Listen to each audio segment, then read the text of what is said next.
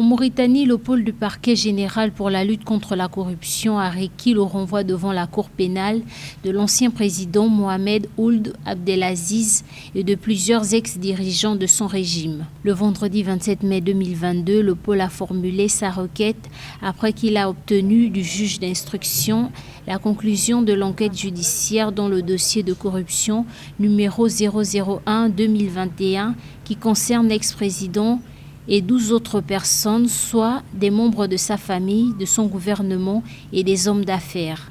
Les inculpés ont été cités dans un rapport d'enquête parlementaire transmis au parquet général en août 2020 pour corruption et mauvaise gouvernance durant la période du régime de l'ex-président.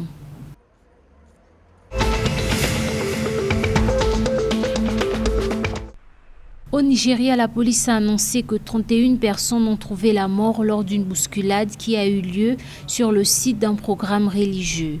Le drame s'est produit dans la ville de Port Harcourt, État de River, dans le sud du pays. Selon les médias locaux, de nombreux individus assistaient à une distribution de nourriture organisée par une église. Une bousculade a éclaté par la suite, occasionnant ainsi des victimes. Selon la police de cet État, des sauveteurs travaillent sur les lieux de l'incident et qu'une enquête a été lancée pour déterminer les causes lointaines et immédiates de l'incident.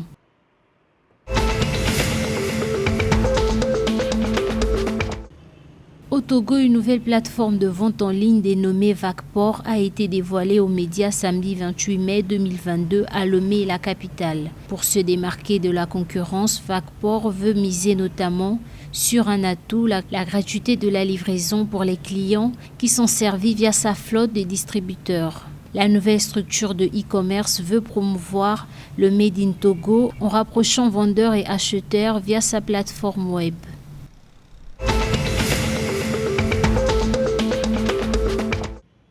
Pour la campagne agricole 2022-2023, la Russie prévoit fournir au Mali 500 000 tonnes d'engrais. Al-Husseini Sanou a, au cours de son séjour en Russie, rassuré les paysans maliens de la fourniture correcte du pays en intra.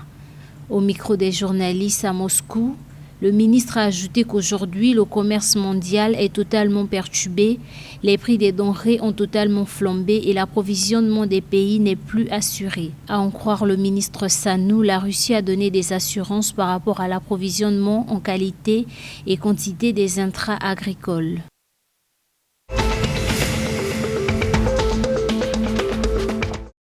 Grâce à un projet financé par la Banque africaine de développement à Tamale, troisième ville du Ghana, une savane a été transformée en zone de production massive de nourriture bio, participant ainsi à la lutte contre la pauvreté en zone rurale. 118 agriculteurs de cette ville produisent désormais 6,6 millions de tonnes de maïs contre 4,3 millions de tonnes au début du projet.